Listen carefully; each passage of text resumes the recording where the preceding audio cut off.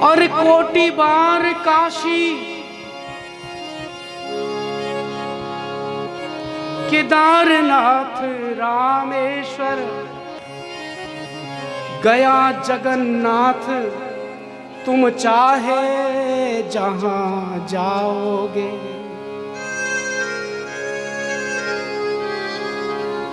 होते हैं दर्शन प्रत्यक्ष जहां बिहारी जी के, हे होते हैं दर्शन प्रत्यक्ष जहां बिहारी जी के। वृंदावन सा आनंद तुम कहीं नहीं पाओगे। हे वृंदावन सा आनंद तुम कहीं नहीं पाओगे। जहां प्रत्यक्ष बिहारी जी मिलते हैं, जहां साक्षात ठाकुर जी की अनुभूति होती है, ये वृंदावन धाम है जो ठाकुर जी का घर है। और ठाकुर जी का घर ही क्यों, ये हमारा भी तो घर है, ये हमारे बाप का घर है।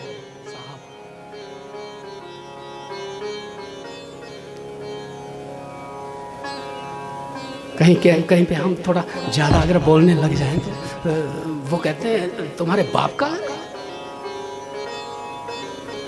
और यहां अगर कोई हमें बोले ना तो हम कहेंगे हाँ हमारे बाप का घर है, हाँ हमारे बाप का घर है। क्यों? श्री राधे जो मेरी स्वामिनी, श्री राधे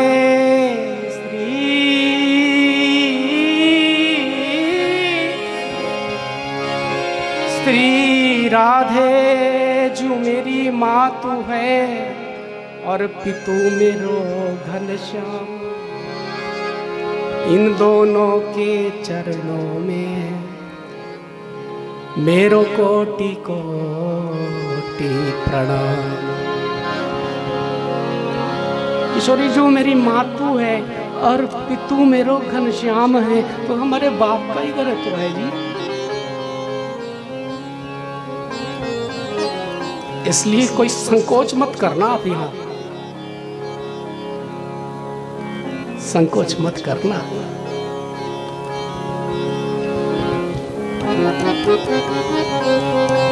जैसे माता पिता की गोद में जब बालक होता है तो सबसे सुरक्षित होता है,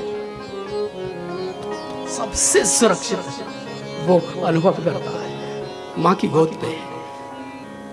या माँ की गोद में ही तो बैठे हैं हम लोग। इसलिए संकुचित होकर के बैठने की भी आवश्यकता नहीं है। निर्भय होकर के हर्ष के साथ, उल्लास के साथ गाते हुए कभी कथा में आपको उमंग आ जाए तो जय जय श्री राम।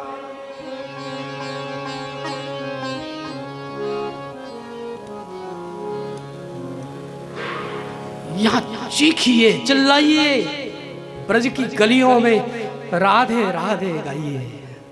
कोई रोकने वाला नहीं, कोई टोकने वाला नहीं। अपने घर में भी इतनी स्वतंत्रता नहीं मिलती।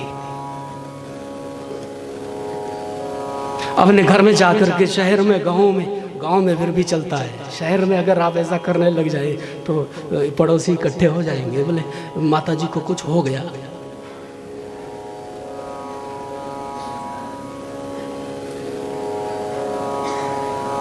इसलिए यहां तो गाइए।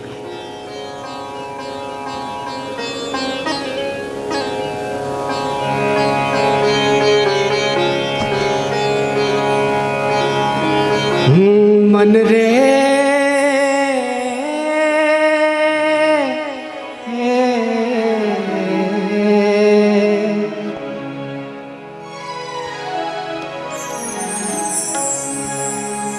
राधा नाम कह लीजे, बांके बिहारी कह लीजे। मन रे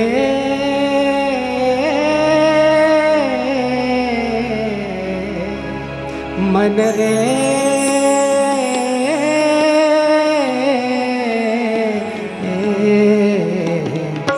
कृष्ण नाम कह लीजे। बांके बिहारी कह लीजे।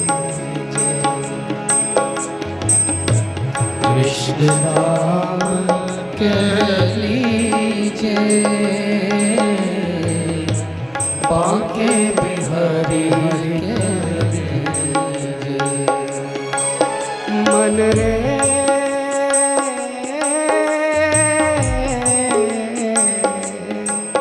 मन रे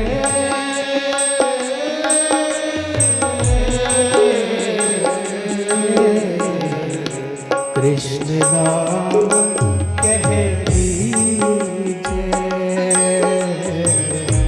बांके बिहारी कह लीजे। कृष्ण नाम कह लीजे। बांके बिहारी कह लीजे।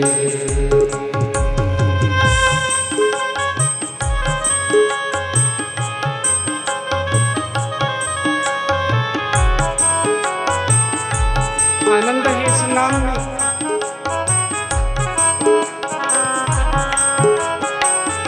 गा करके देखिए एक बार।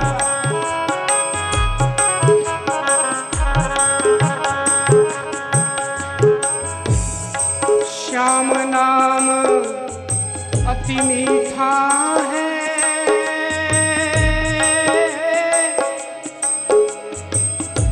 कोई गा के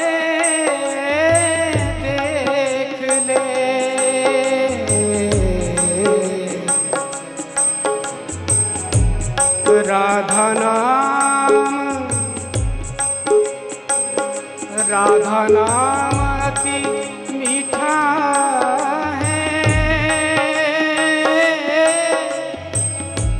कोई गा के देख ले। आ जाते हैं श्याम कोई बुला के कृष्ण नाम कह लीजे। बांके बिहारी कह लीजे। कृष्ण नाम कह लीजे। बांके बिहारी कह लीजे। मन रे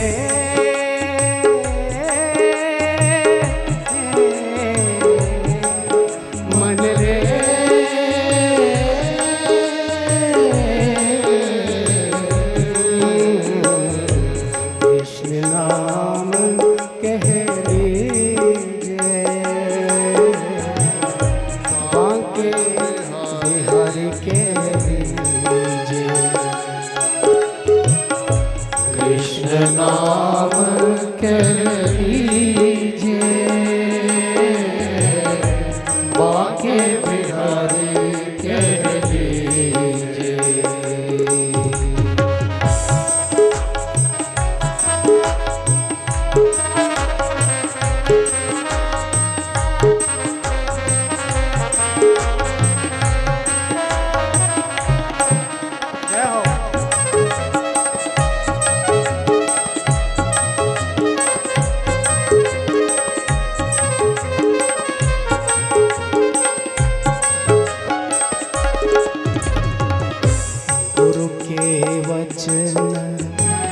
सत्य कर मानहु साधु समागम कीजे। गुरु के वचन सत्य कर मानहु साधु समागम कीजे।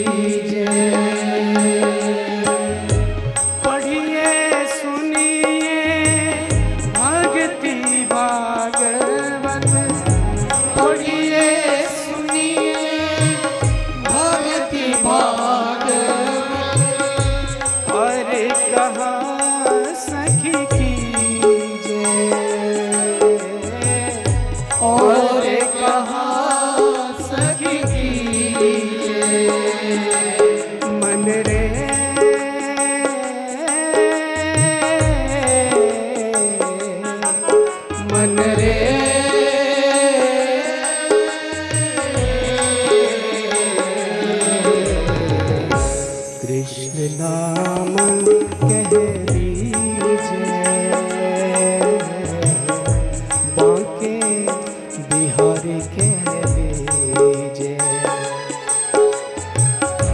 कृष्ण नाम कह लीजिए, बांके बिहारी कह लीजिए।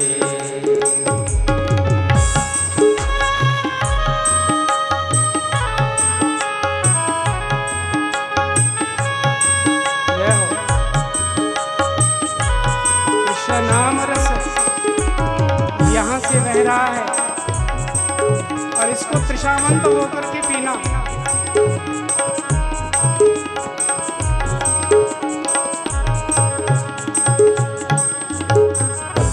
कृष्ण नाम रस बहो जात है, कृष्ण नाम रस बहो जात है। त्रिशावंत वह पीजे, त्रिशावंत वह पीजे। सूरदास हरि चरण ताकिए, सूरदास हरि चरण ताकिए। सूरदास हरि चरण ताकिए, सूरदास हरि चरण ताकिए। बिरथा है जीजे, बिरथा है जीजे। मन रे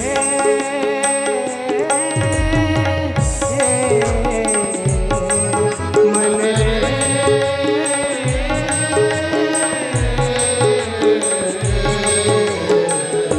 कृष्ण नाम कह लीजिए, बांके बिहारी कह लीजिए। कृष्ण नाम कह लीजिए, बांके बिहारी कह लीजिए। मन रे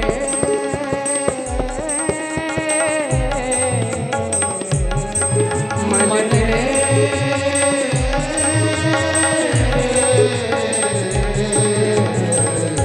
कृष्ण नाम कह लीजिए,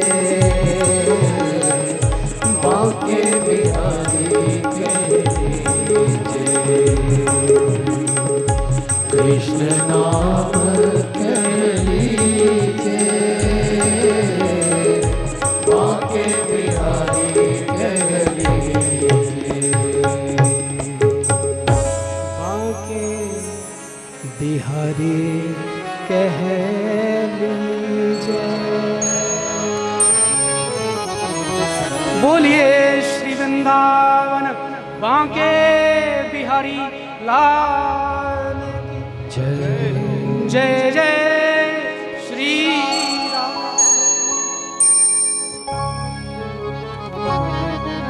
ऐसे श्रीमद श्रीजू के आनंद, श्रीजू की खुमारी, श्री जी की मस्ती रूपी भागवत का हम दर्शन करें, श्रवण करें, आश्रय जीवन में ले तो हमारा जीवन धन्य बन जाए। ये भागवत साक्षात कृष्ण है, इससे ज्यादा मैं क्या कहूं। तेनेयम वांगमयी मूर्ति प्रत्यक्षा वर्तते हरे। मेनिरे भगवत रूपम, ये भगवत रूप है,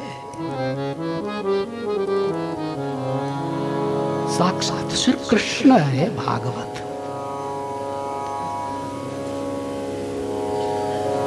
श्रीमद् भागवत में 12 स्कंद है, 12 स्कंद है। There are 12 units And these are divided into 335 chapters. 335 अध्याय है।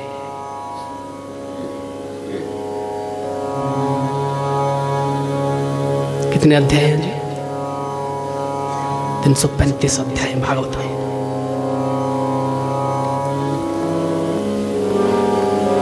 बारह स्कंध है भागवत में। एक भारतीय होने के नाते हमें मालूम होना चाहिए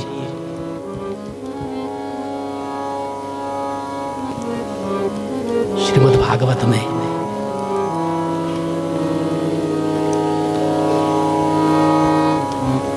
बारह स्कंध है, 335 अध्याय है, 18,000 श्लोक है, 3,76,500 इसमें अक्षर है भागवत।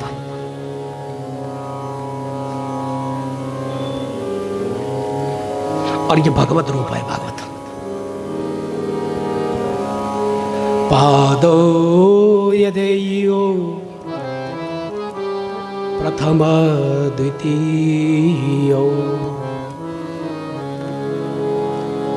तृतीय तुर्यो कथितो यदूरो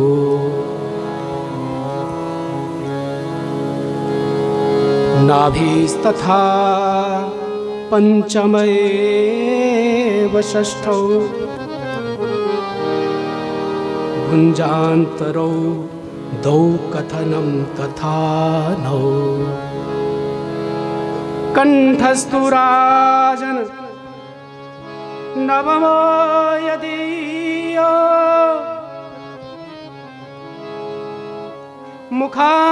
मुखारविन्दो दशमं प्रफुल्लो एकादशं यस्य ललाटपट्टकं शिरोऽपि यद् द्वादश एव भाति।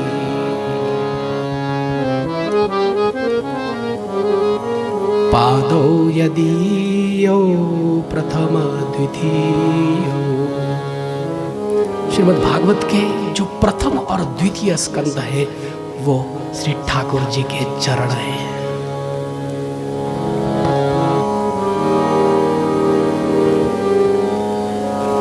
तृतीय और चतुर्थ स्कंध श्री ठाकुर जी की जंघाएं हैं।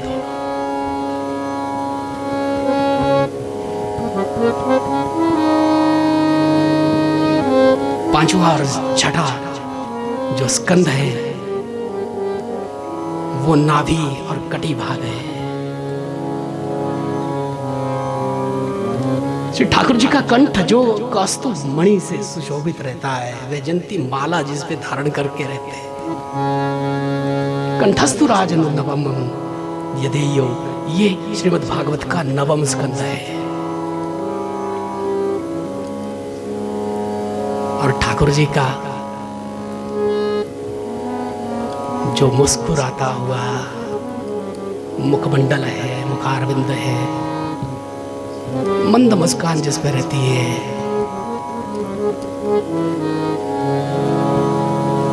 चितवन चंचल है, थोड़ी सी तिरछी है।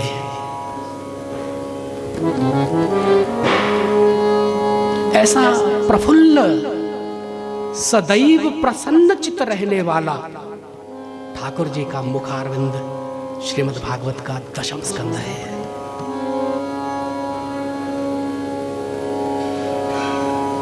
कस्तूरी तिलक से सुशोभित श्री ठाकुर जी का ललाट एकादश स्कंध है। और मयूर पिच्छ से सुशोभित ठाकुर जी का शीश ये श्रीमद् भागवत का द्वादश स्कंध है। इस प्रकार ये भागवत ही कृष्ण है। ठाकुर जी अगर कहीं हमें मिल भी जाए, मिले हैं कहीं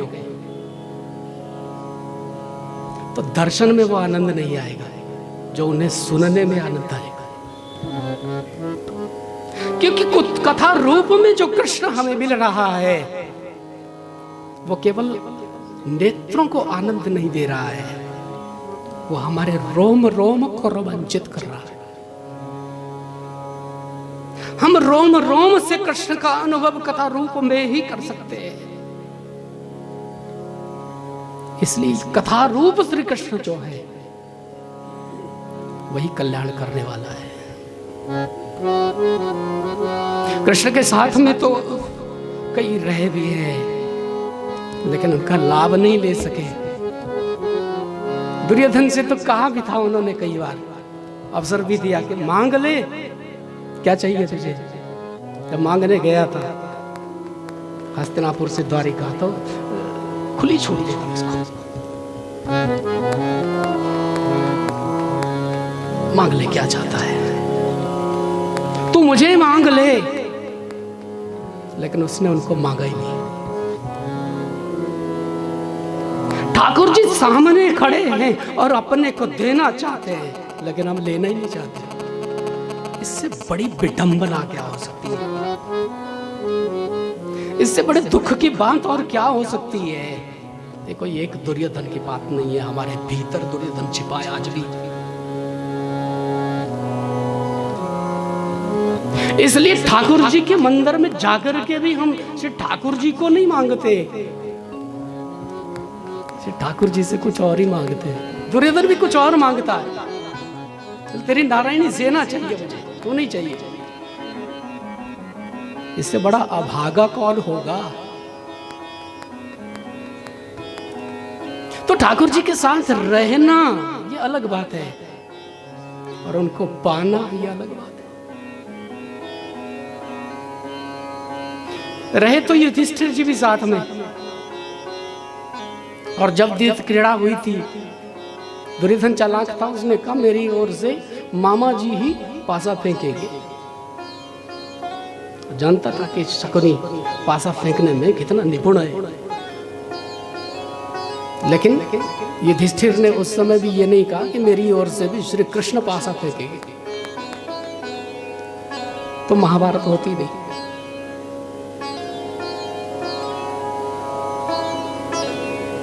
द्रौपदी ने भी तब जाकर के याद किया अंत में, जब अपना भी बल नहीं चला था, तो याद किया और पुकारा। देखिए, सबसे आवश्यक जो योग्यता है श्री ठाकुर जी को पाने की, वो है पुकार। इससे बड़ी कोई योग्यता नहीं हो सकती। ये मिनिमम एलिजिबिलिटी है। कोई पोस्ट निकलती ना, तो उसकी होती है मिनिमम एलिजिबिलिटी के इतना तो चाहिए, इससे ज्यादा होगा तो वो बात अलग है, लेकिन इतना चाहिए। तो ये मिनिमम एलिजिबिलिटी है उनको पाने की, और वो एलिजिबिलिटी है पुकार, उनको याद करना। जिसने भी पुकारा, हरि दौड़े चले आए, प्रभु दौड़े चले आए।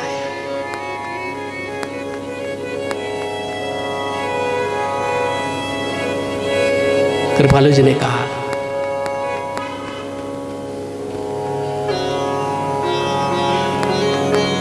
मैं तो राधे राधे गाऊं। कृपालु जी गाते बड़ा सुंदर। मैं तो राधे राधे गाऊं, कालिंदी तट पे वो तो भाज चलो आवे देखो बंशी बट पे, वो तो भाज चले आवे देखो बंशी बट पे। मैं तो राधे राधे गाऊं, मैं तो राधे राधे गाऊं, मैं तो राधे राधे गाऊं, मैं तो राधे राधे गाऊं, मैं तो राधे राधे गाऊं, कालिंदी तट पे वो तो राधे राधे गाऊं, कालिंदी तट पे वो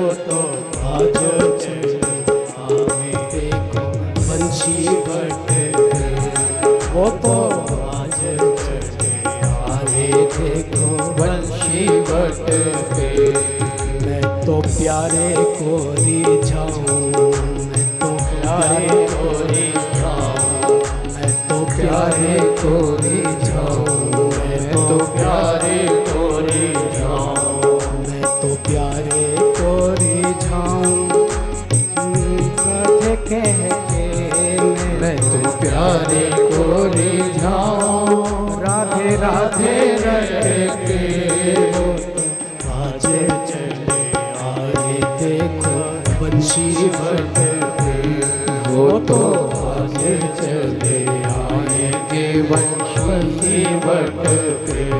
मैं तो राधे राधे गाऊं कालिंदी तट पे। मैं तो राधे राधे गाऊं कालिंदी तट पे।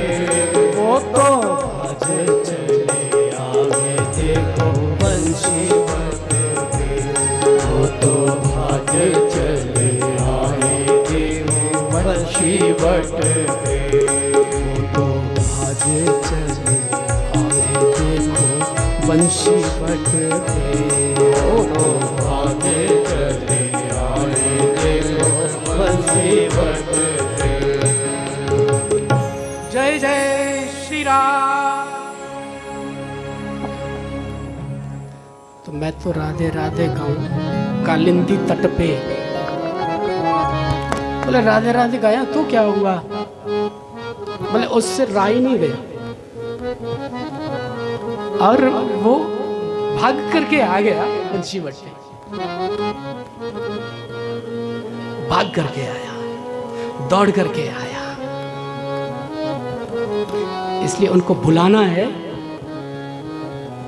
तो पुकारना पड़ेगा, पुकारना पड़ेगा।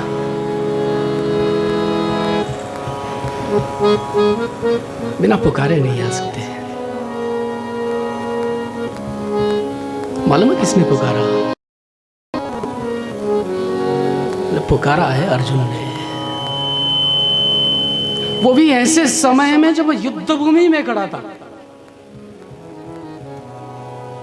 जीवन में परिस्थिति कैसी भी आ सकती है महाराज, परिस्थिति कैसी भी आ सकती है, लेकिन उस परिस्थिति में हम किसको याद करते हैं? महत्ता तो इसकी है, उस परिस्थिति में हम याद किसको करते हैं?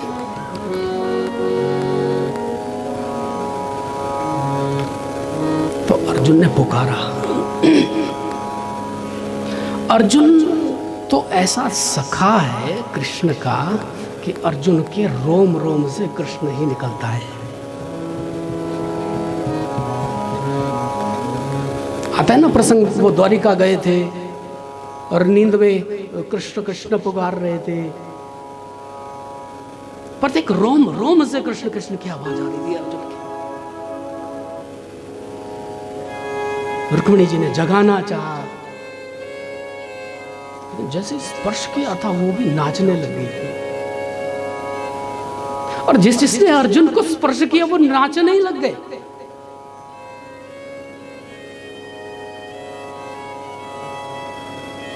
ये सामर्थ्य है उस पुकार की।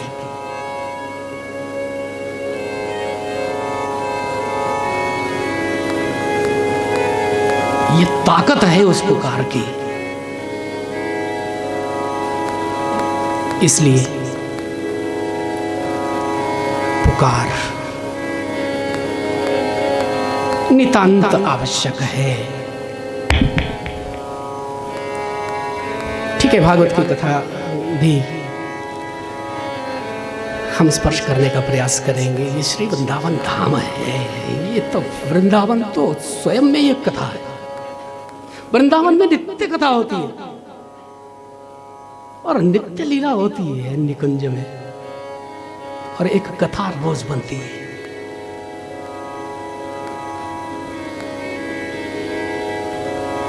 इसलिए 5300 वर्षों से ये कथा ऐसी ही चली आ रही है।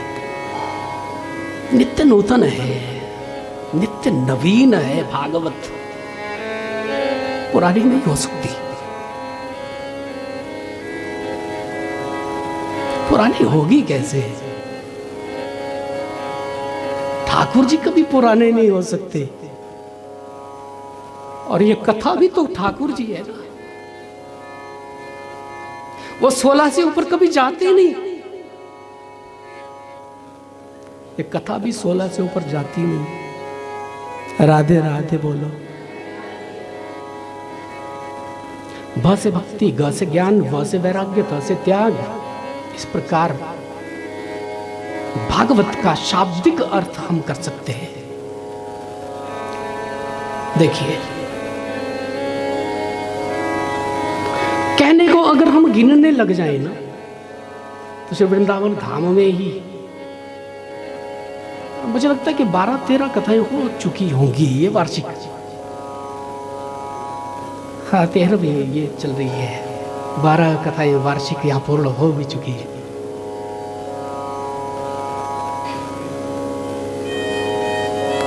तो ये गिनती का विषय तो है ही नहीं। उसके नाम को गिन गिन के क्या ले, जो बेहिसाब देता है, बिना गिनती के देता है।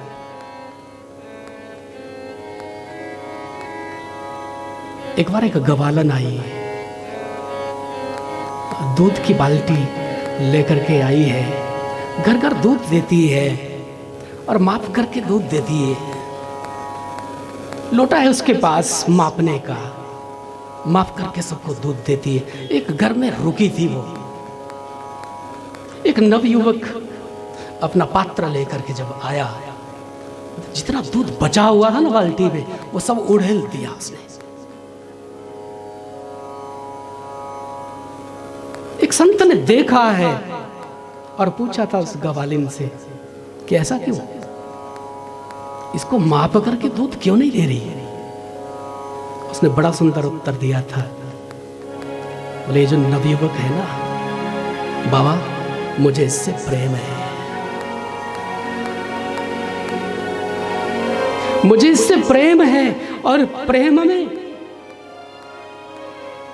ना तो मोल होता है ना तोल होता है।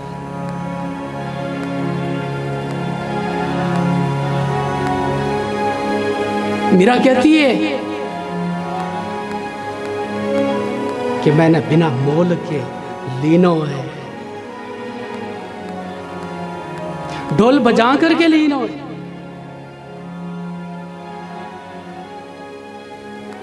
मुझे प्रेम है इनसे, इसलिए प्रेम में कोई मोल नहीं होता, प्रेम में कोई तोल नहीं होता है। और श्री ठाकुर जी हमसे इतना प्रेम करते हैं, इतना प्रेम करते हैं कि जितना दुनिया का कोई व्यक्ति कर ही नहीं सकता है।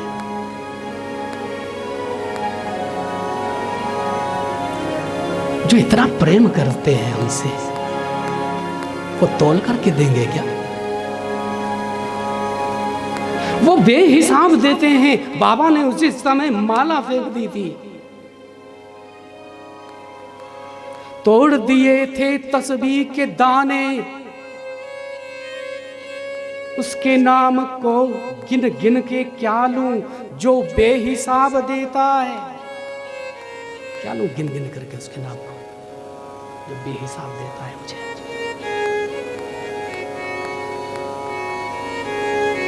बेहिसाब देता है।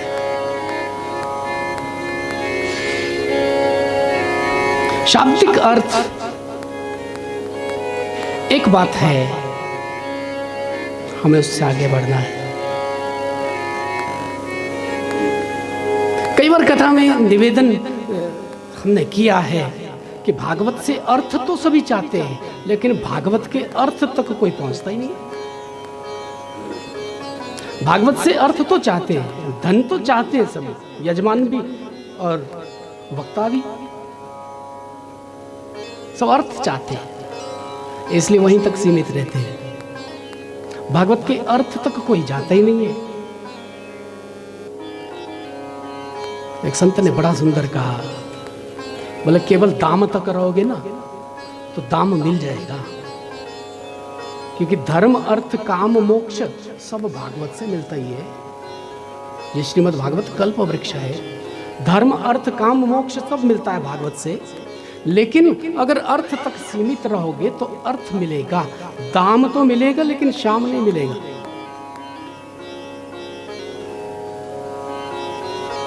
दाम मिलेगा लेकिन श्याम नहीं मिलेगा। और दाम चाहिए कि श्याम चाहिए, ये हम पर निर्भर करता है, हमारी चॉइस क्या है। बड़े लोगों की चॉइस भी बड़ी होती है महाराज।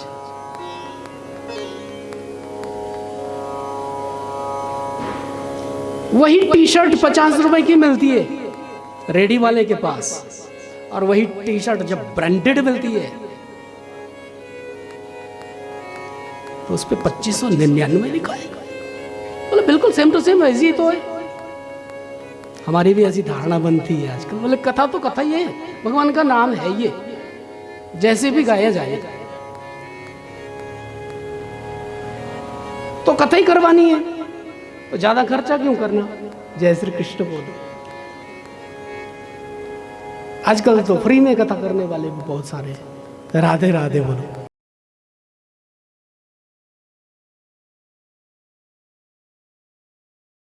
तरीका होता है उनका।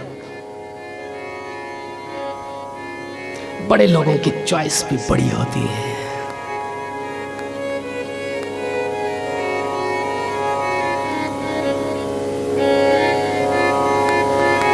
इसलिए मैं आपसे निवेदन करना चाहता हूं कि अब अर्थ तक भी सीमित मत रहना।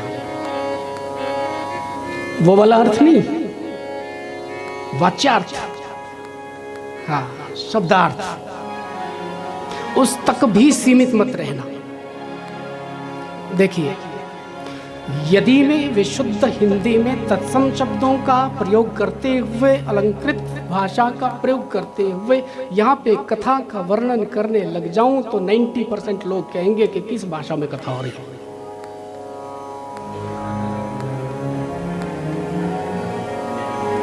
इससे बड़ी विडंबना क्या हो सकती है। हम भारत में रहने वाले हिंदुस्तानी, हिंदी हमारी मातृभाषा है, लेकिन हम उसी को नहीं समझ पाते,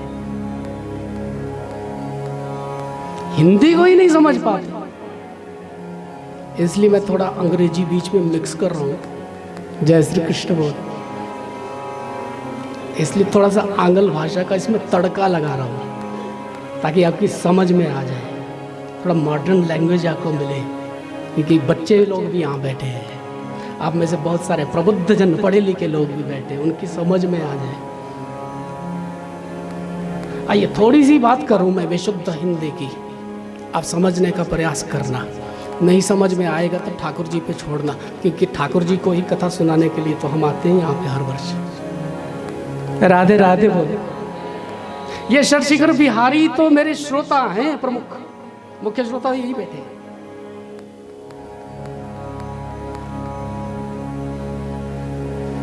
एक है वाच्यार्थ, दूसरा है ध्वन्यार्थ, तीसरा है व्यंग्यार्थ और चौथा है लक्षणार्थ।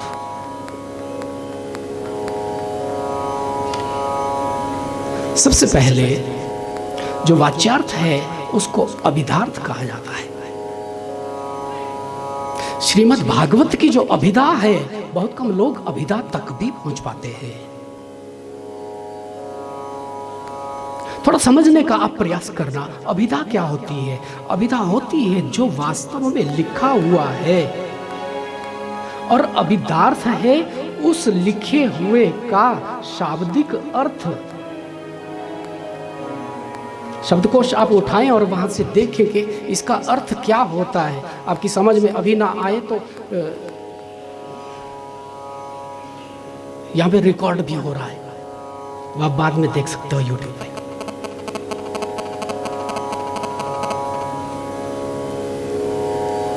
पंडित जी आपको यूट्यूब चैनल का नाम बता देंगे बाद में। जय श्री कृष्ण बोल, ये बाद की बात है। अभिधार्थ जो लिखा है उसका शाब्दिक अर्थ, यहाँ तक भी बहुत कम लोग पहुंच पाते हैं। फिर से आप सावधानी पूर्वक सुनना। अभिधार्थ के बाद आता है ध्वन्यार्थ।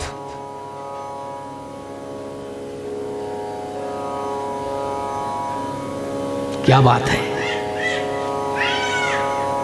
क्या बात है, क्या बात है। मैंने 3 बार कहा, वाक्य एक ही था।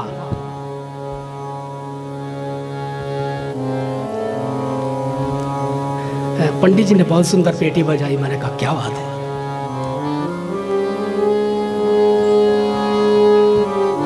आप थोड़ा हिल रहे थे, मैंने कहा क्या बात है।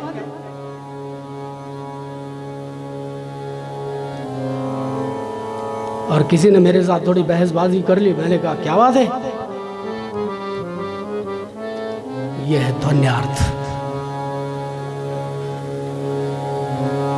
ध्वनि के अनुसार अर्थ का बदलना, इसको थोड़े कम लोग समझते हैं। और इससे भी सूक्ष्म जो है वह है व्यंग्यार्थ। Wow, you look gorgeous. उन्होंने कहा हाँ, मेरी फोटो आज बहुत अच्छी आ रही है।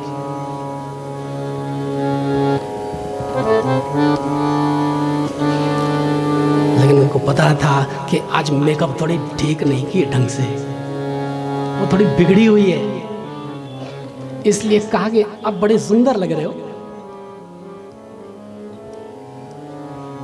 वो भी चालाक थे, उन्होंने पकड़ ली बात। बोले ऐसे क्यों बोल रहे हैं आज, ऐसे क्यों बोल रहे हैं, कहीं कुछ गड़बड़ है जरूर, बताओ ना मुझे कहाँ गड़बड़ है। ये व्यंग्यार्थ है। और इससे सूक्ष्म है लक्षणार्थ। श्रीमद् भागवत की जो अभिधा है वो साधारण नहीं है। विद्यावते भागवताम परीक्षा, विद्वान की परीक्षा भागवत से होती है। भागवत कोई खाला का घर नहीं है, भले लोगों ने समझ लिया होगा इसको। ये चाय कॉफी नहीं है भागवत।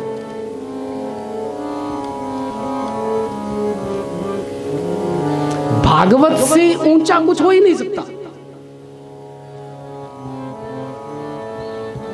सनातन भागमय का उत्कृष्टतम जो ग्रंथ है, उत्कृष्टतम जो चर्चा है, वो भागवत की चर्चा हो सकती है।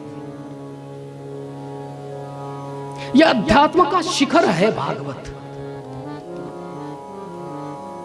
अध्यात्म की चोटी है भागवत, अध्यात्म का चरम है भागवत। तो भागवत की अभिधा भी साधारण नहीं है, सामान्य नहीं है, लेकिन उस अभिधा तक सीमित न रह करके ध्वन्यार्थ और ध्वन्यार्थ से व्यंग्यार्थ, व्यंग्यार्थ से लक्षणार्थ तक हमें पहुंचना है। इसका हम प्रयास करें। अभी मुझे बाबा सुबह जब मिले थे ना जहां साहब, बड़ी सुंदर बात उन्होंने बताई मुझे।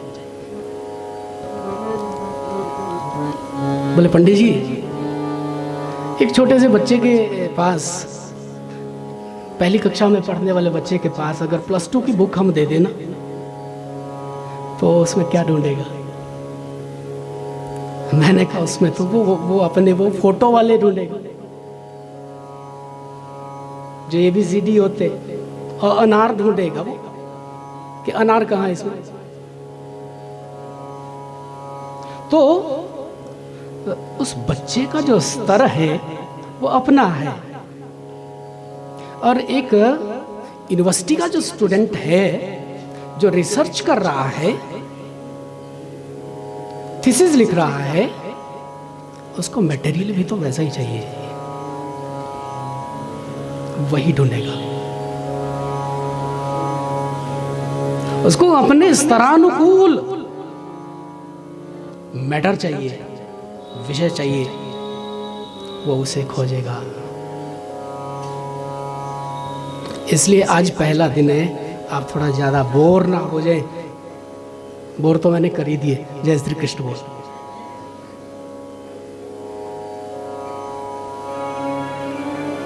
भागवत की लक्षणा तक पहुंचना हमारा उद्देश्य होना चाहिए, और लक्षणा से भी सूक्ष्म फिर हमें इसके भावार्थ तक पहुंचना है, इसके भाव तक पहुंचना है, इसके माधुर्य तक पहुंचना है। और भागवत का माधुर्य जब हमारे भीतर आएगा तो वो जो करेगा वो कैसे हो गया हमें पता ही नहीं चलेगा। हमारे जीवन में उस माधुर्य से जो हो जाता है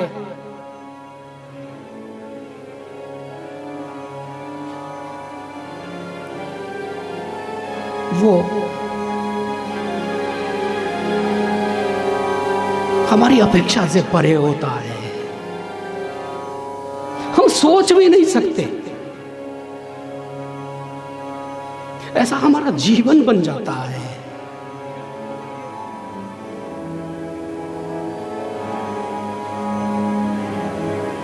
तो भागवत के भावार्थ तक,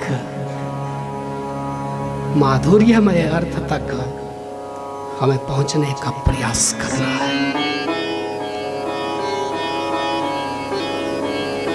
पहले दिन महात्म्य की चर्चा होती है भागवत में। महात्म्य का अर्थ है महिमा। जब तक किसी वस्तु की महिमा हमें पता ना हो तो हमारा इंटरेस्ट नहीं हो सकता, उसमें रुचि नहीं होती। हम किसी दुकान में गए, हमने कहा दिखाइए, उन्होंने कहा ये देखिए, अच्छा ये ऑटोमेटिक है? नहीं नहीं, सेमी ऑटोमेटिक है। ऑटोमेटिक चाहिए आपको? फिर पैसे ज़्यादा लगेंगे थोड़े, कोई बात नहीं, आप दिखाइए ना, बहुत सबसे अच्छी जो चीज़ है वो दिखाइए अपने दुकान की। उन्होंने कहा ये देखिए बहन जी। आपने कहा इसमें क्या क्या होता है? वो एक एक गुण दिखाने लगा। वो जो मैनुअल होती है ना, उसमें ये करना पड़ता है, ये करना पड़ता है, ये करना पड़ता है, इसमें कुछ नहीं करना पड़ता। आप स्विच दबाइए, बस एक बार ऑन कर दीजिए, ये अपने आप करता है। इसमें कुछ नहीं करना आपने, बस बैठे रहना टांग पे टांग रख के, राधे राधे बोलो।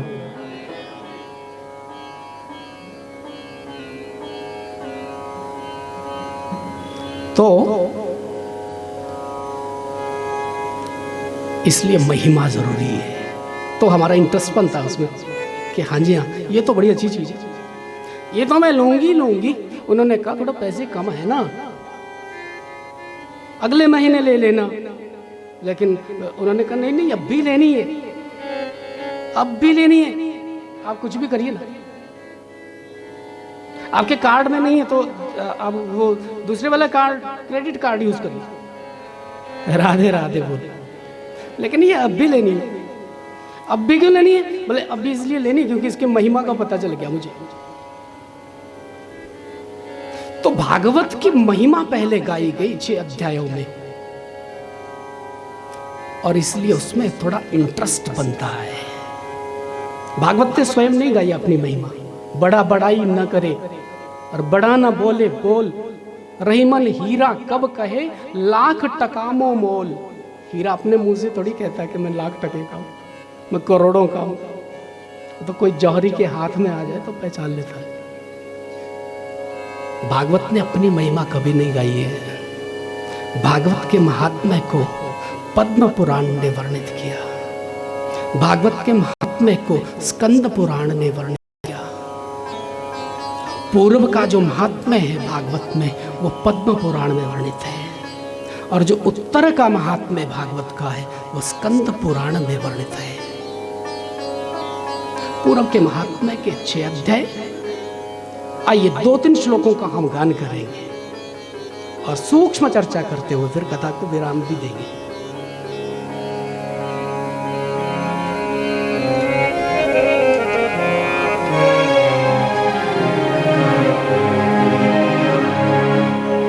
कि सच्चिदानंद रूपा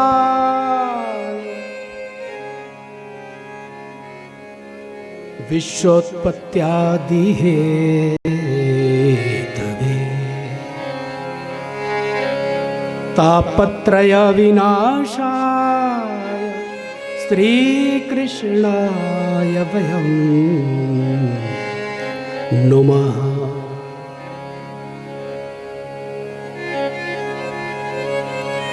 यं प्रव्रजन्तमनुपे तमपेतकृत्यं द्वयपायनो विरहकातर्याजुहाव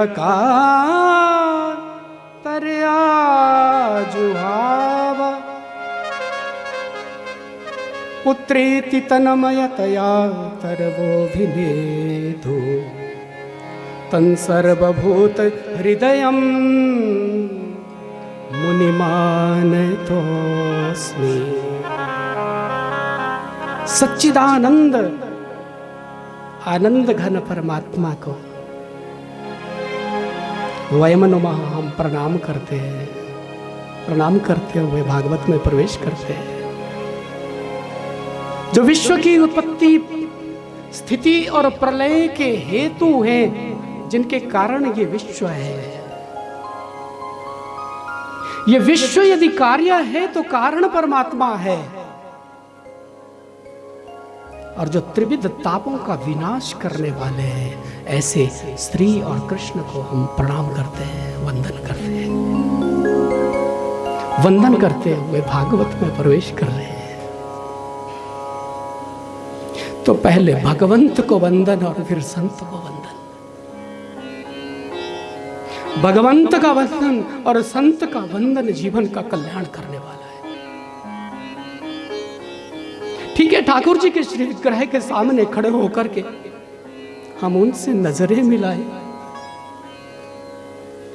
और साष्टांग प्रणाम उनको करें, ये तो करना ही चाहिए।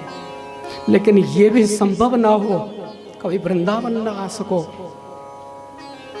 कभी मंदिर ना जा सको, तो किसी संत को प्रणाम कर लेना, समझना मैंने ठाकुर जी को प्रणाम कर लिया।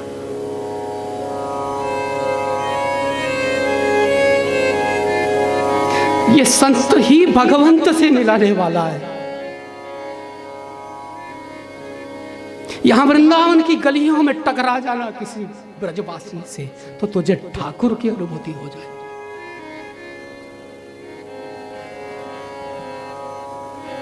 केवल घूमने के लिए हम वृंदावन नहीं आए। ये घूमने का स्थान नहीं है वृंदावन। यदि कोई घूमने के उद्देश्य से आया होगा तो कान खोल करके सुन लेना, ये पिकनिक मनाने की जगह नहीं है। ये श्री ठाकुर जी से मिलने का स्थान है वृंदावन। ये प्रेम की भूमि है। इस प्रेम की भूमि में आना नहीं और आ जाओ तो फिर प्रेम का स्पर्श बिना पाए जाना नहीं।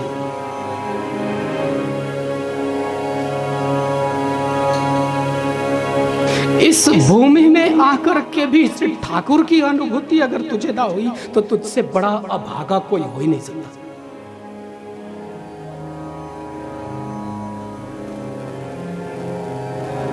कि प्रेम की पिपास देख देख निज प्रेमियों को,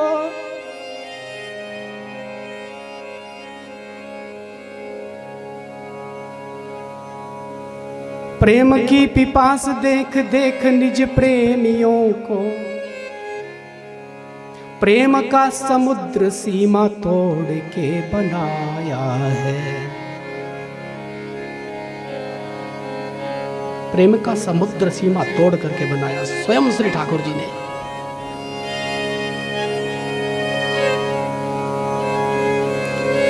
भारत का भूषण ये तिलक तीनों लोकन का, भांति प्रतिभांति कुंज कुंज से सजाया है। भावुक रसीले जन निराश ना होंगे अब, क्योंकि भक्तों के वास हेतु वृंदावन बनाया है। भक्तों के वास हेतु वृंदावन बनाया है। भक्तों के वास हेतु वृंदावन बनाया ठाकुर जी। भावुक रसीले जन्म निराश नहीं होंगे। ऐसे विश्व की उत्पत्ति, स्थिति, प्रलय के परम कारक, त्रिविध तापों का विनाश करने वाले श्री कृष्ण को वयम नुमः हम प्रणाम करते हैं। केवल मैं प्रणाम करता हूँ ऐसा नहीं है, हम प्रणाम करते हैं, हम सभी प्रणाम करते हैं। हम सबको प्रणाम करना चाहिए। पहले ठाकुर जी को प्रणाम और फिर उनको प्रणाम जो सर्वभूत हृदय है। ऐसे मुनि जिनके कारण ये भागवत हमें मिली है, उनको प्रणाम करना बनता है जी। उनके कारण ही तो भागवत हमें मिली है। जो जन्म लेते ही संन्यासगत चिंतन करते हुए, अपने पिता के पुकारते हुए भी उनकी ओर कोई ध्यान न देते हुए वन में प्रस्थित हो जाते हैं। तरवो भी नेदु, जिनकी ओर से वृक्ष उत्तर देते हैं, वो उत्तर नहीं देते हैं। तन सर्वभूत हृदयम मुनिमानतोस्मि, ऐसे सर्वभूत हृदय मुनि को हम प्रणाम करते हैं। 88,000 संतों ने, शौनकादिकों ने नैमिषारण्य के परम पावन क्षेत्र पर सूत जी से जब प्रश्न किया, सूत जी ने जब कहा था कि मैं प्रसन्न हूं तुम पर, मांगो क्या चाहिए। गुरु अगर कहे कि मैं प्रसन्न हूं बेटा मांगो, तो शिष्य को भी मांगना आना चाहिए। शिष्य को मांगना भी तो आना चाहिए ना। गुरु कहे कि बेटा मैं बहुत प्रसन्न हो गया तेरी सेवा से, तो कुछ मांग ले। शिष्य ने कहा गुरु जी तो मुझे 2 रुपए मिलेंगे। गुरु जी ने सिर पे हाथ रखा, बोले हो गया कल्याण तेरा। 18 साल तक सेवा की, आश्रम में सत्संग किया, और उसके बाद जब मैंने कहा कि मांगो, शिष्य कह रहा बोले मुझे 2 रुपए चाहिए। क्या उस शिष्य को समझदार कहा जा सकता है? नहीं ना। लेकिन हम भी यही कर रहे हैं। राधे राधे, यही कर रहे हैं। करोड़ों जन्म हमारे हो गए, और मनुष्य बन करके जब आते हैं ना हम लोग, फिर मंदिरों में जाते हैं। फिर एक मंदिर में गए, मन्नत पूरी नहीं हुई, किसी ने कहा बोले वहां जाना चाहिए आपको, वहां तो साक्षात बैठी है जय श्री कृष्ण बोल। वहां गए, 2 दिन पूजा की, बोले यहां भी कुछ नहीं हुआ। अरे वहां जाना था आपको, अब तो गलत चले गए, वो दूसरा मंदिर है। नहीं वो भी तो माता का ही मंदिर है, माता का ही, लेकिन जो मैंने बताया था वहां जाना था। और दर दर भटकते रहते हैं हम, और मांगते क्या है? भौतिक सुख, यही तो मांगते हैं हम। वो 2 रुपए ही तो मांगते हैं हम।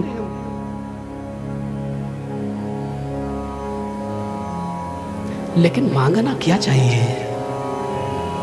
शौनकादिकों से सीखिए। श्रेयसा यद्भवे श्रेयम्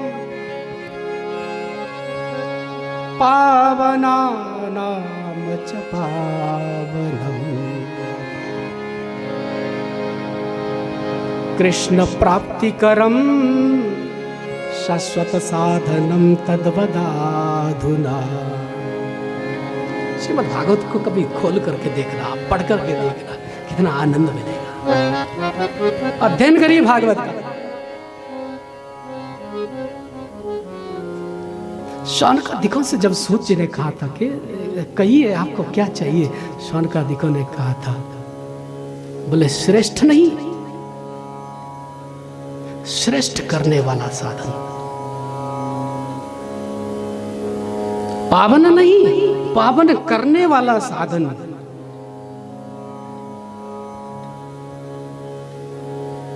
और कुछ नहीं, कृष्ण प्राप्ति करम साधनम तद्वदाधुना। बात को पकड़ने का प्रयास कर रहा शौनकादिक कह रहे हैं, कृष्ण प्राप्ति करम शाश्वत साधन चाहिए। जो कृष्ण की प्राप्ति करवा दे, जो ठाकुर से मिलवा दे, ऐसा साधन दे देना गुरुजी।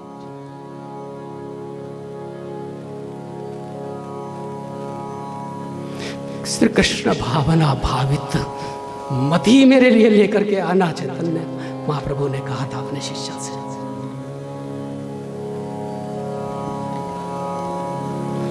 कृष्ण भावना भावित हमारी मति बन जाए।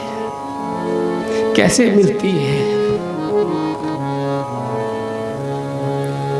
लल्य मात्र मेकम मूल्यम, उसका मूल्य केवल लल्यता है, लालसा है, तड़प है उसका मूल्य। तड़प उत्पन्न करनी पड़ेगी अपने भीतर, वो तड़प चाहिए, तो उस तड़प से कृष्ण मिले।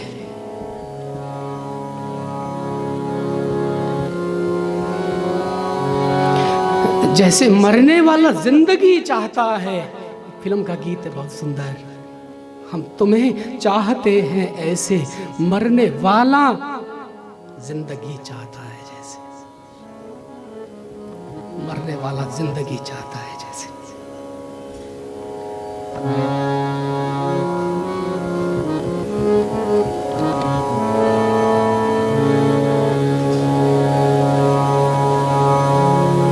इतनी तड़प चाहिए जी,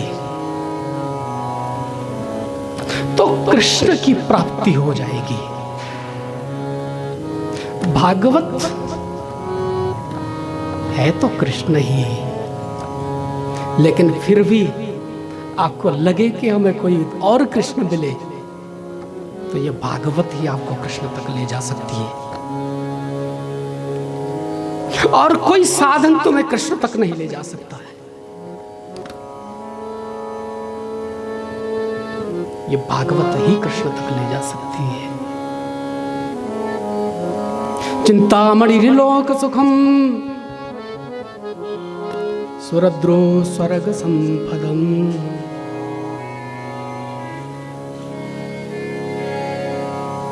प्रयच्छति गुरु प्रीतो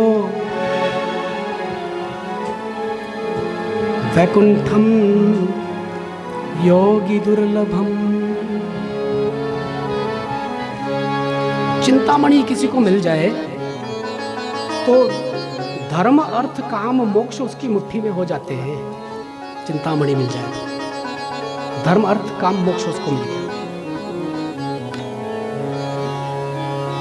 लेकिन सत्संग कैसे मिलता है जीवन में? बोले सत्संग केवल गुरु कृपा से मिलता है। प्रयच्छति गुरु प्रीतो वैकुंठम योगी दुर्लभम। जो योगियों के लिए दुर्लभ है, ऐसा सत्संग गुरु कृपा से मिलता है। तो गुरुर भजन विक्रमात्, गुरुर भजन विक्रमात्,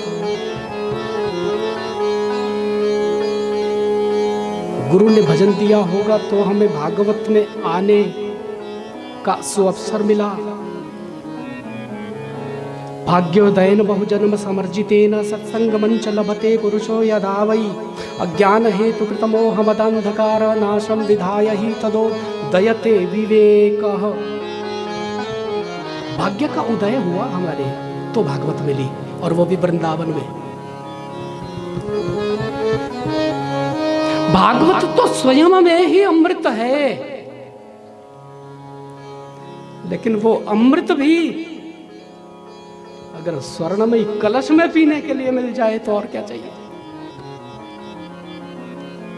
तो भागवत तो अमृत है, लेकिन वो भागवत भी अगर वृंदावन धाम में बैठ करके हमें पीने के लिए मिल जाए तो और जीवन के लिए क्या चाहिए।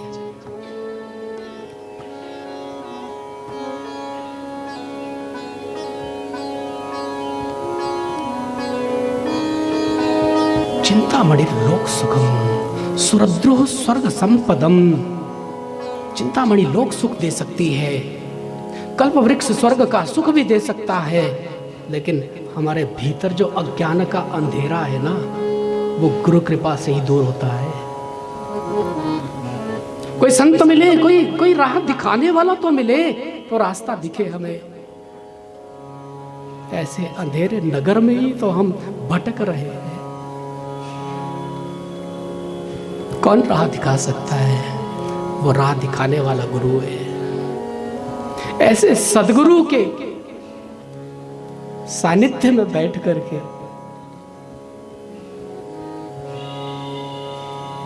हम केवल मौन होकर के बैठे रहे तो जो करुणा मिलेगी, जो कृपा मिलेगी, वो अनापेक्षित होगी, अद्वितीय होगी।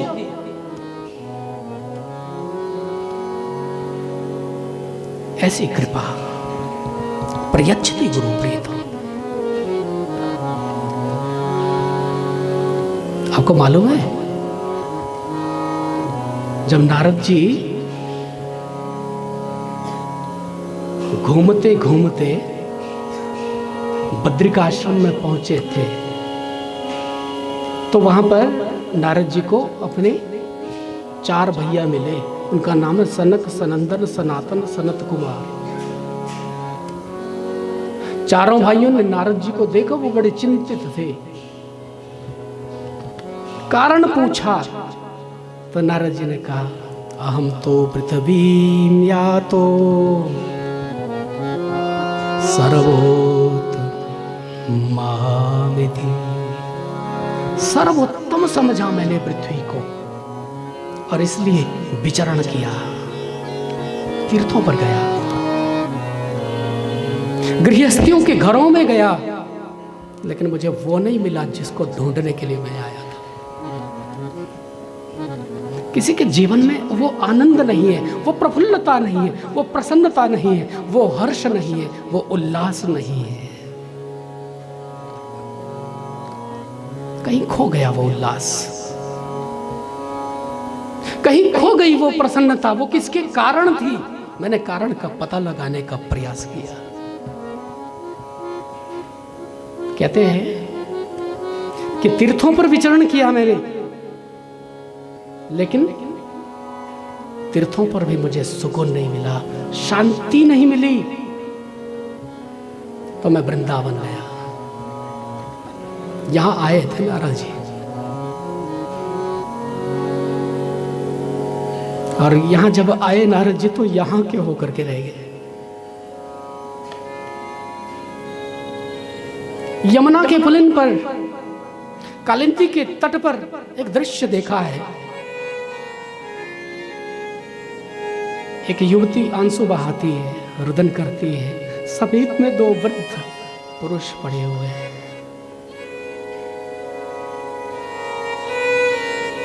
जैसे ही देखा था कोई संत जा रहा है,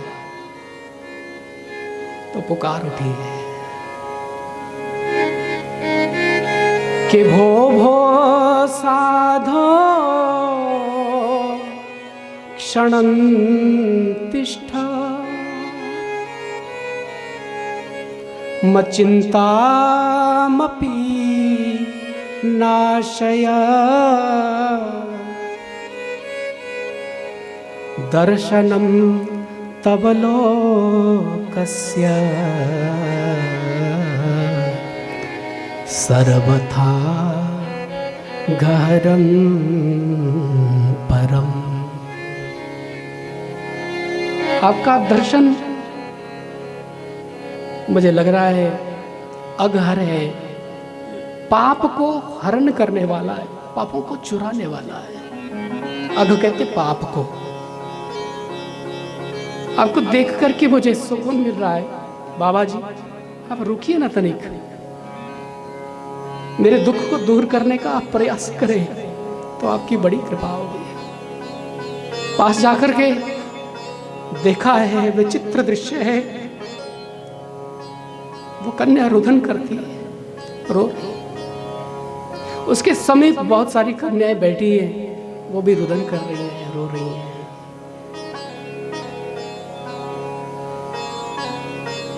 उस मुख्य कन्या की सेवा में रत है सब कन्याएं।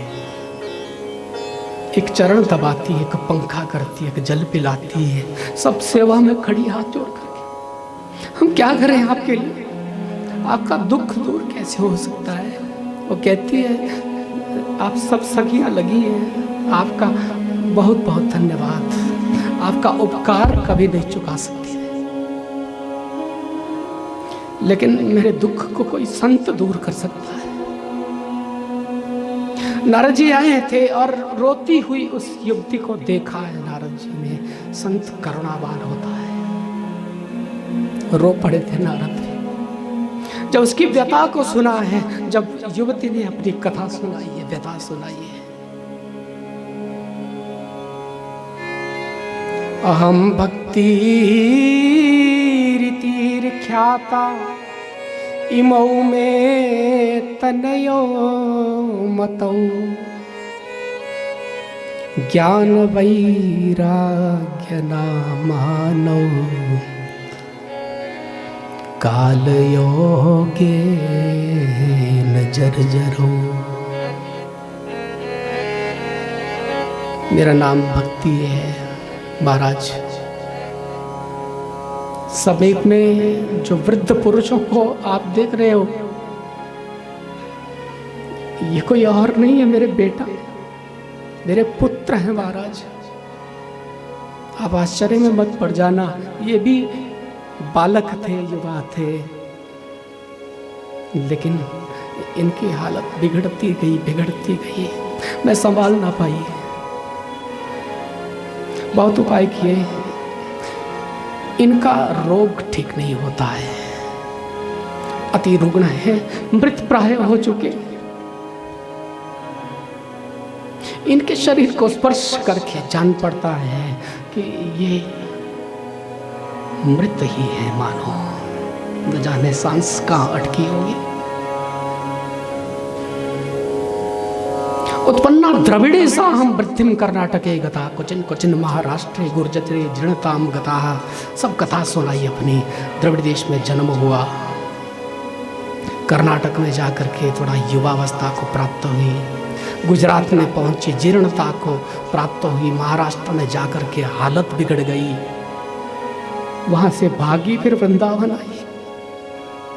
किसी ने कहा वृंदावन में तेरा दुख दूर होगा। मेरा नाम भक्ति है, मेरे बेटों का नाम ज्ञान और वैराग्य। महाराज मैं वृंदावन आई यमुना के पुलिन पर, और पुनः मैं नवीना अवस्था को प्राप्त हुई। मेरी भी हालत बिगड़ गई थी, लेकिन वृंदावन का संयोग पाकर के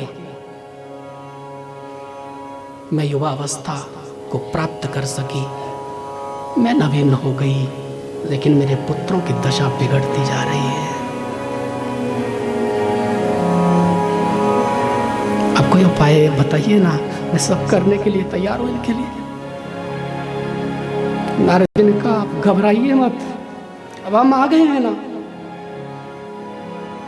जीवन में कोई ऐसा होना चाहिए सज्जनों जो दुख की घड़ी में ये कहे कि मैं हूं ना, तुम क्यों घबरा रहे हो, मैं हूं। इतना कहने वाला एक मिल जाए तो हमारा आधा दुख दूर हो जाए। और उसी समय वेद वेदांत घोषैश्च गीता पाठैर मुहुर्मुहु। वेद वेदांत का घोष किया है, गीता पाठ बार बार किया, मुहुर्मुहु बार बार किया। जितने देर तक वो वेद का घोष करते हैं, वेद मंत्रों का उच्चारण करते हैं, गीता पाठ करते हैं, ज्ञान वैराग्य उठ करके बैठ जाते हैं, वो श्रवण करने लगते हैं। जैसे ही पाठ बंद हुआ गिर पड़ते। नारद जी ने कहा ऐसा तो कभी हुआ ही नहीं, जीवन में पहली बार देख रहा हूं। वो जाने लगे, जाते जाते कहते मैया आपके दुख को दूर करने का जरूर कोई उपाय करूंगा। भक्ति देवी ने नारद जी को प्रणाम किया है। जयति जगति माया में काया धवस्ते वचन रचन में कम केवलम चाकल्य ध्रुवपदमपि यातो यत्कृपातो ध्रुवोऽयं सकलकुशलपात्रं ब्रह्मपुत्रं नतास्मि। आपकी जय हो। आपके एक वचन पर सुनीति के बेटा ध्रुव को प्रभु मिल गए। आपके एक वचन पर प्रहलाद ने खंभे में से भगवान को प्रकट कर लिया। मैं आपको प्रणाम करती हूं। नारद जी ने कहा, देवी मेरा तो मन होता कि मैं आपको प्रणाम करूं। देवी यदि आप ना होती तो भक्तों को भगवान ना मिलते। बिन भक्ति के भगवान कैसे मिल सकते हैं जी? भक्ति ने कहा कि नारद जी, मुझे लगता है कि मेरे जीवन में इतने कष्ट हैं, इतने दुख हैं कि मैं स्थान को छोड़ करके चली जाऊंगी। विदेशम गप्यते मया, भक्ति ने कहा भागवत में, मैं विदेश चली जाऊंगी। नारद जी ने चरण पकड़ लिए थे उस देवी के। आप ऐसा मत करना माता, आप इस स्थान को छोड़ करके चली जाओगी तो कौन प्रेमियों को मेरे ठाकुर जी से मिलाएगा? आपको लगता है कि श्री ठाकुर जी जो अर्जुन का रथ चलाते, जिन्होंने द्रौपदी की लाज बचाई है, जिन्होंने पांडवों के लिए छल कपट भी किया है, आपको ये गलत फहमी हो रही है। आपको लगता कि वो चले गए यहां से। मेरे ठाकुर जी वृंदावन को छोड़कर कभी जा ही नहीं सकते। वो आज भी यहां पर रहते माता, आज भी यहां पर रहते। कोई देखने वाला चाहिए, कोई ढूंढने वाला चाहिए, वो दृष्टि चाहिए तो साक्षात ठाकुर का दर्शन तुम्हें वृंदावन में हो जाए। वो नजर चाहिए, वो नजर चाहिए। तो नारद जी ने भक्ति को सांत्वना देते हुए वहां से विदा ली है। जाते जाते आकाशवाणी भी हुई थी, सत्कर्म करो अपने मनोरथ को पूर्ण करने के लिए। सबको पूछा कौन सा सत्कर्म करूं, किसी ने सम्यक उत्तर नहीं दिया था, संतोषजनक उत्तर नहीं दिया। तो नारद जी बद्रिकाश्रम में पहुंचे। सनत कुमारों से भी यही विनय करे कि आप बताइए ना, कौन सा सत्कर्म बताया उस आकाशवाणी ने। अब कुमार कहने लगे, सत्कर्म सोच को नूनम ज्ञान यज्ञ स्मृतो बुधै श्रीमद् भागवतालापः सतु गीतं शुकादिभिः।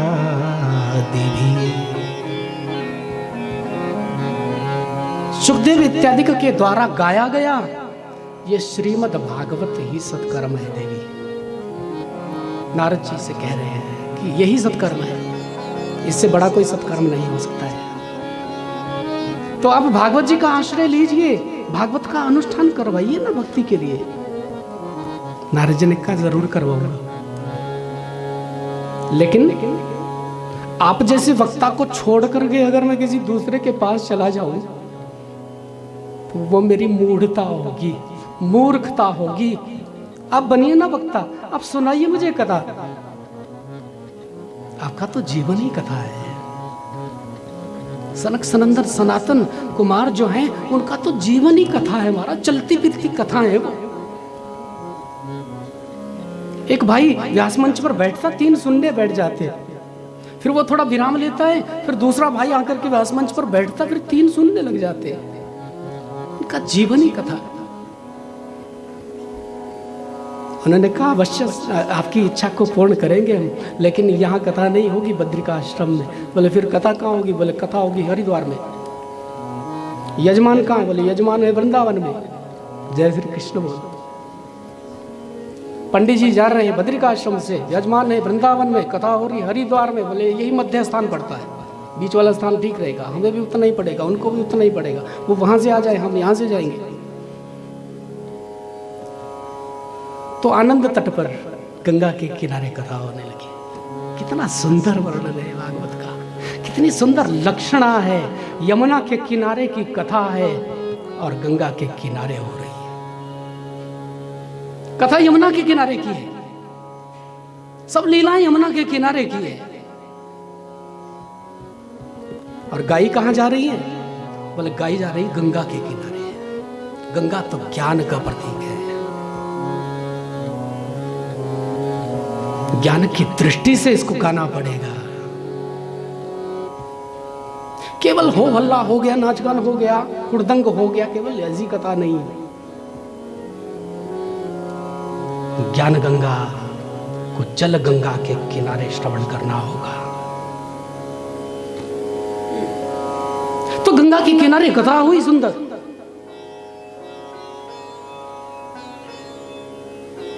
कथा क्या हुई? अभी तो कीर्तन ही हुआ था, अभी तो नियम ही गए थे। इतने में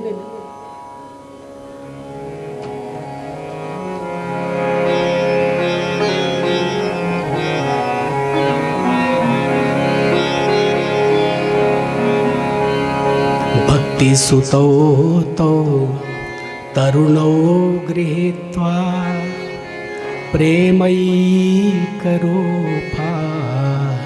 सहसा विरासित। श्री कृष्ण गोविंद हरे मुरारे नाथेति नामानि मुहुर्वदन्ति। भक्ति के पुत्र जो रुग्ण हो गए थे, रोगी हो गए थे, वो नृत्य करते हुए उस कीर्तन में आए। तरुणों गृहीत्वा, तरुण होकर के आए, युवा होकर के आए, हाथ में करताल, गले में तुलसी की माल, होठों पर वह नाम श्री कृष्ण गोविंद हरे मुरारे नाथेति नामानि मुहुर्वदन्ति। बार बार इस कीर्तन को गाते हुए भक्ति के पुत्र ज्ञान और वैराग्य या उस गंगा तट पर जब आए हैं तो स्वागत हुआ है।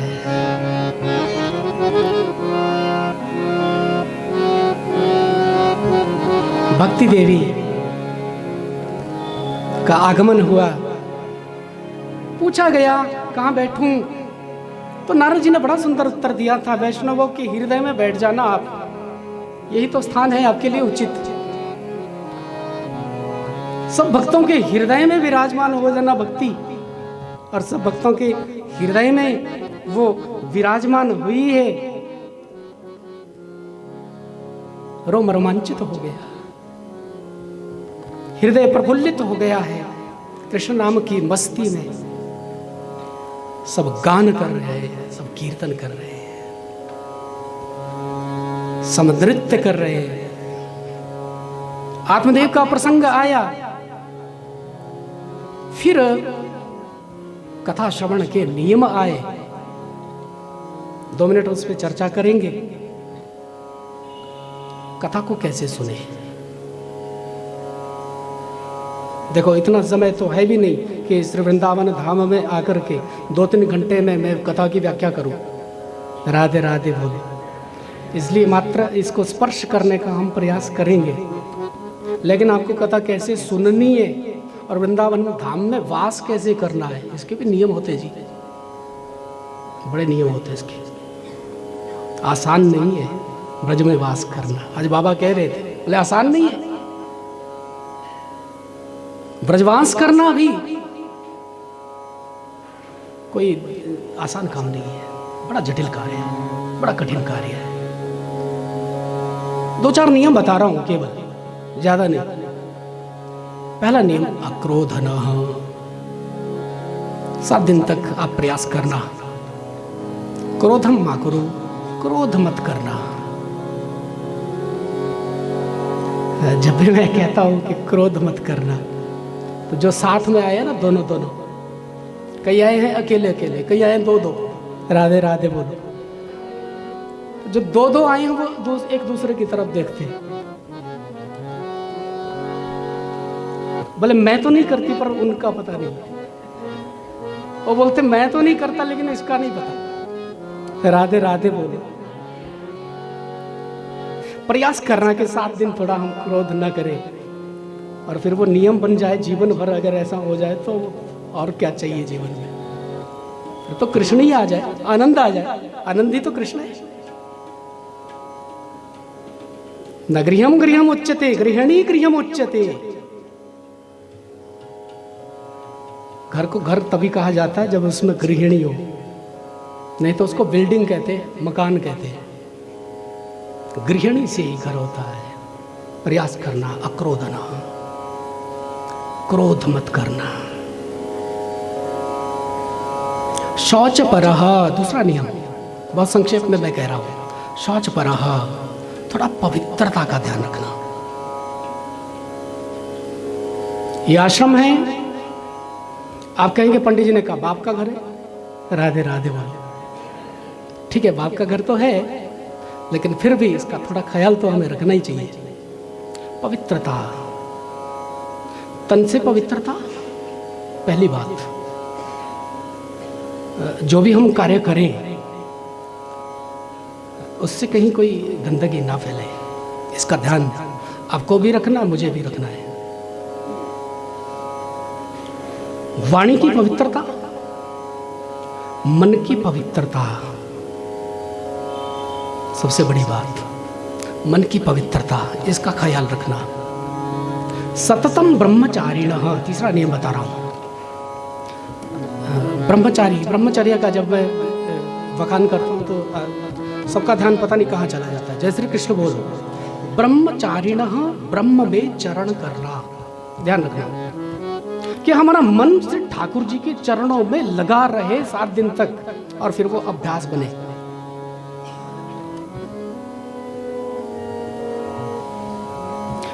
अगला नियम, अदुष्ट भाषणा संतो। कोई बुरी बात हमारे मुख से न निकले। आप तो बड़े अच्छे हैं तो सभी, तभी तो वृंदावन पहुंचे हैं। आपके मुख से बुरी बात निकल ही नहीं सकती, लेकिन गलती से कभी निकले ना, ये प्रयास करना। नहीं तो यहां पे जो आना है ना, बेकार हो जाएगा। अन्य क्षेत्र में जो हम पाप करते हैं तो उसका जो अपराध लगता है वो तो हमें भोगना ही पड़ता है। अन्य क्षेत्र में कोई पाप गलती से हमें हो गया तो उसका प्रायश्चित तीर्थ क्षेत्र में होता है, और तीर्थ क्षेत्र में जो पाप होता है वो वज्रलेपो भविष्यति, वो वज्रलेप हो जाता है, उसका प्रायश्चित है ही नहीं कहीं भी। तो ये प्रयास करना कि भूल करके भी कोई ऐसा पाप हमारे यहाँ पे न हो जाए। अदुष्ट भाषणा संतो मां संतु पर निंदक। एक बात का आप ख्याल रखना कि यहाँ पे पर निंदा मत करना। आप तो कभी करते नहीं, मुझे पता है, राधे राधे बोलो, लेकिन गलती से कभी हो जाता तो मुझे कहना पड़ता है यहां से। तो माताएं कह रही बोले निंदा ना करें, फिर हम क्या करें? राधे राधे बोलो। निंदा नहीं करेंगे फिर करेंगे क्या? तो बोले अगर बिना किए कुछ ना किए, अगर रह ना सको ना बिना किए, तो फिर तारीफ ही कर देना किसी की, तो भी तो अच्छी बात है। कितनी सुंदर व्यवस्था है, सब स्वयं सेवक लगे हुए हैं। देखो श्री राधा माधव विश्व कल्याण परिवार के सब स्वयं सेवक कितनी तन्मयता से सेवा कर रहे हैं हमारी। जितना हो सके वो अपना पूर्ण प्रयास कर रहे हैं, अपनी ओर से बेस्ट करने का प्रयास कर रहे हैं। कितना सुंदर स्वादिष्ट वो भोजन बना रहे हैं। तो यहाँ पे प्रसाद जो बनता है, ठाकुर जी को लगता है यहाँ के जो प्रसाद का स्वाद है वो कुछ और ही है। राधे राधे। हम साल भर कथा करते हैं, हम साल भर जाते रहते लोगों के घर में, वहां भी हम प्रसाद लेते हैं, लेकिन यहाँ वृंदावन का जो प्रसाद होता है वो कुछ और ही है। वैसा स्वाद कहीं आ ही नहीं सकता है, तो उसकी प्रशंसा करना। राधे राधे बोलो। ऐसा नहीं कि जबरदस्ती पंडित जी बोल रहे हैं तो प्रशंसा करनी पड़ेगी हमें। अब बोला है उन्होंने। अच्छा लगे तो प्रशंसा करना जरूर, बुरा लगे तो निंदा मत करना, राधे राधे बोलो। सेवा में त्रुटि हो जाए निंदा मत करना, अच्छा लगे प्रशंसा कर सकते हो। तो ऐसे छोटे छोटे नियम केवल आपके लिए नहीं, मेरे लिए भी। ममापि नियमे एते, ये मेरे नियम भी। 7 दिन तक मैं भी प्रयास करूंगा इन नियमों का पालन करने का, आप भी प्रयास करना। और प्रयास जो होता है ना वो सफल होता है। कोशिशें सदैव कामयाब होती हैं, कसमें तो टूटती रहती है। वचन टूटने के लिए होता है, कोशिशें ही अक्सर कामयाब हुआ करती है। इसलिए कोशिश करना, प्रयास करना। आनंद तट पर आनंद हुआ और जब छेड़ा था ताल, क्या बात है। जय श्री कृष्ण।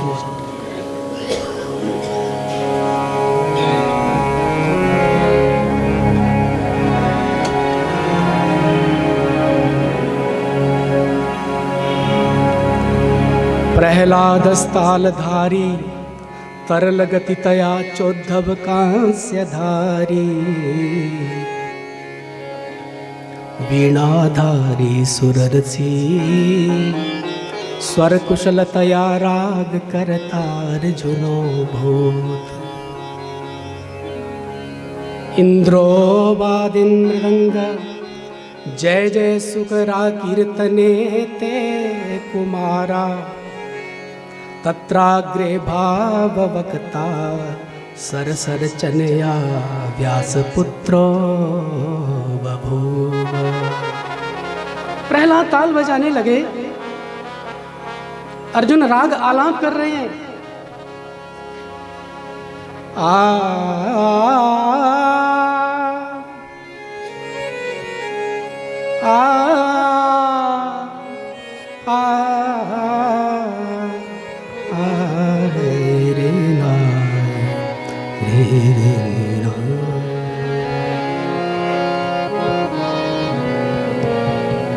अर्जुन राग आलाप कर रहे हैं और इंद्र मृदंग बजा रहे हैं। इंद्र वादन मृदंग जय जय सुकरा कीर्तन ते कुमारा। और जिसको कीर्तन आता नहीं है ना वो कहते जय हो जय हो जय हो। और तत्राग्रे भाववक्ता सरसर चनया व्यासपुत्रो बभूवा, उसमें बीच बीच में व्यासपुत्र सुंदर भागवत के मंत्रों की व्याख्या कर रहे हैं। जय जयकार हो गई है। बोलिए भागवत भगवान की जय। आइए एक सुंदर पुकार करते हुए आज की कथा को हम विराम दें। हर पल तुम्हारी याद आती रहे माधव, आती रहे। हर पल तुम्हारी याद आती रहे माधव, आती रहे।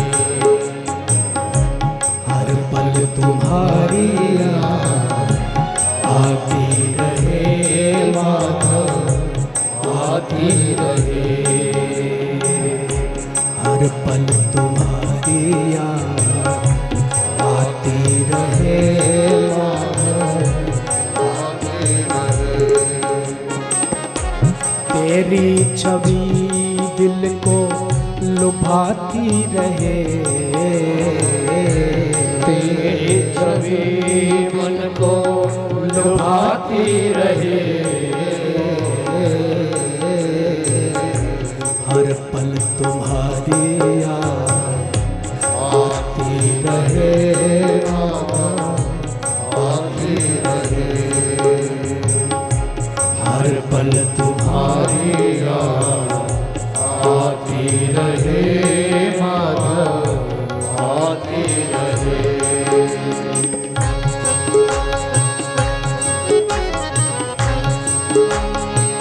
ऐसा हमारा जीवन बन जाए याद आए तुम्हारी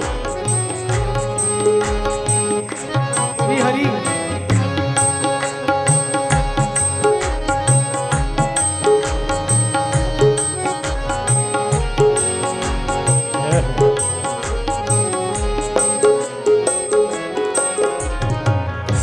फूलों में कलियों में तेरी हंसी हो, फूलों में कलियों में तेरी हंसी हो, फूलों में कलियों में तेरी हंसी हो, फूलों में कलियों में तेरी हंसी हो, बुलबुल के गीतों में तेरी खुशी हो, बुलबुल के गीतों में तेरी खुशी हो, वाणी तेरे गुण गाती रहे,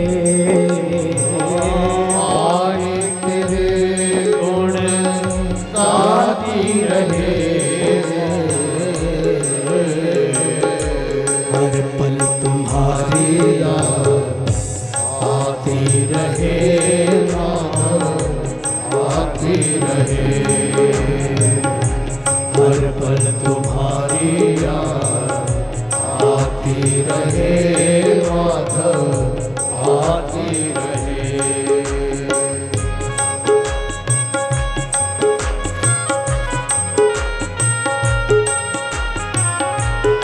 जय हो।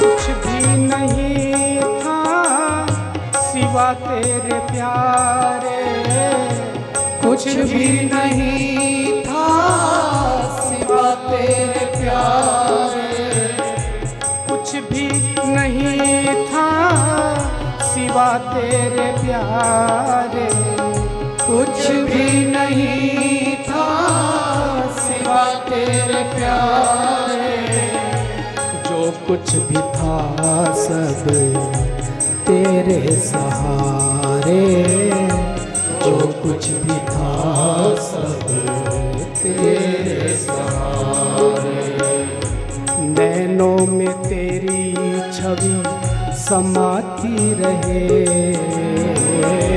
नैनों में तेरी छवि समाती रहे,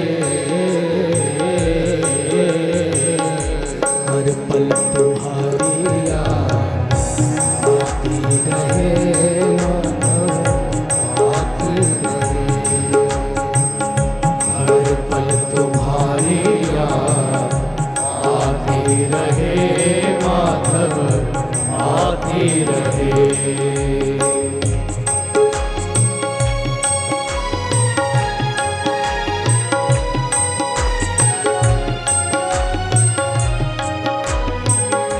केवल एक चाह है, एक इच्छा है जीवन की, और उसको ही पूर्ण करने के लिए हम तेरे दर पे आए हैं।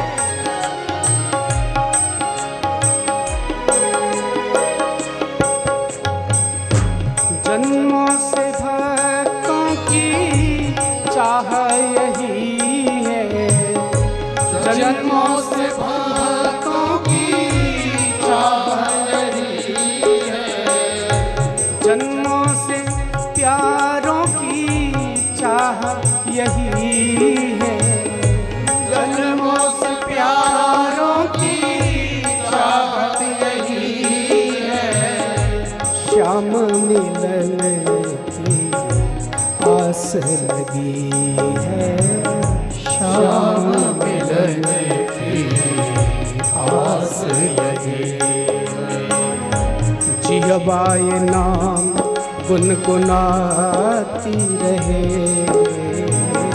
जिहवाए नाम गुनगुनाती रहे, हर पल तुम्हारी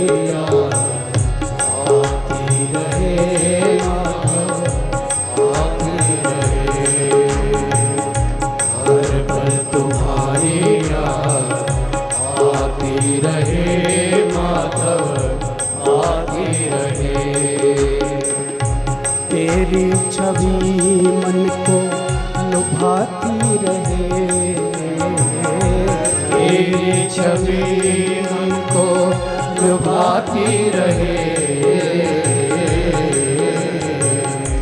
हर पल तुम्हारी आती रहे, आती रहे। हर पल तुम्हारी याद आती रहे माधव, आती रहे। हर पल तुम्हारी याद आती रहे माधव, आती रहे। हर पल तुम्हारी याद आती रहे माधव, आती रहे। राधे गोविंद नारायण, गोपाल नारायण। राधे गोविंद नारायण, राधे गोपाल नारायण। ओ राधे गोविंद नारायण, राधे गोपाल नारायण। राधे गोविंद नारायण, गाइए सभी भाव से। राधे गोपाल नारायण। ओ राधे गोविंद नारायण,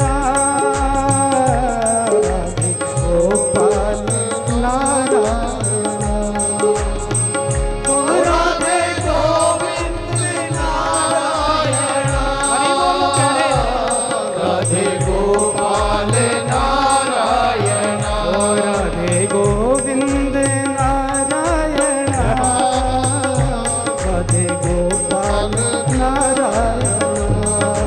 गोविंद नारायण, राधे गोपाल नारायण।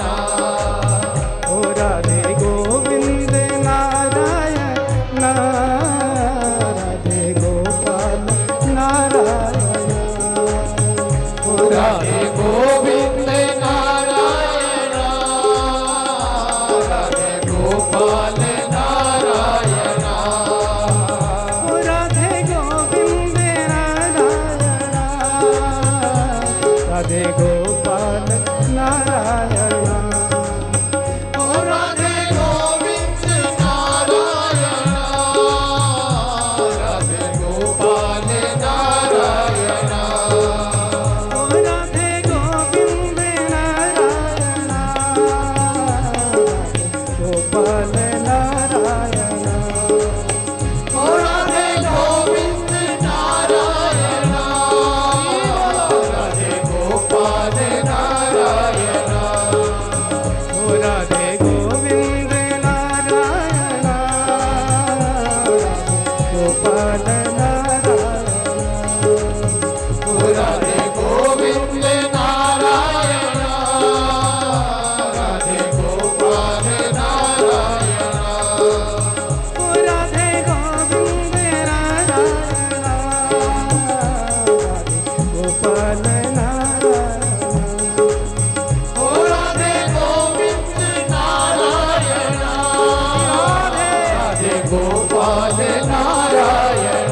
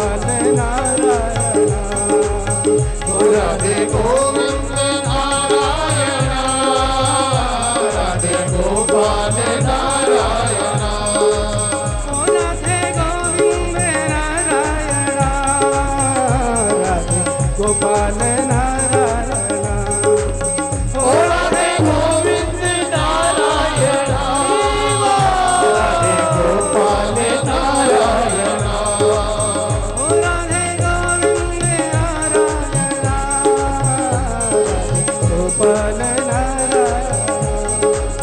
ओ राधे गोविंद नारायण राधे गोपाल नारायण राधे गोविंद नारायण राधे गोपाल नारायण ओ राधे गोविंद नारायण राधे गोविंद नारायण ओ राधे गोपाल नारायण ओ राधे गोपाल नारायण ओ राधे गोपाल नारायण ओ राधे गोपाल नारायण ओ राधे गोविंद नारायण राधे गोपाल नारायण राधे गोविंद नारायण राधे गोपाल नारायण राधे गोविंद नारायण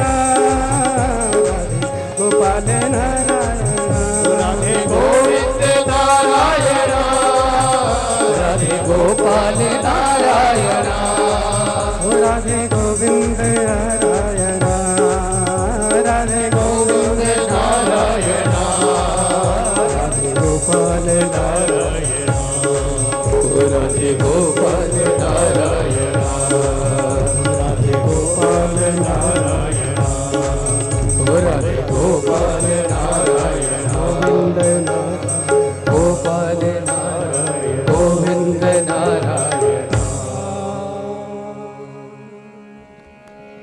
जय जय श्री राम श्री वृंदावन बिहारी लाल की जय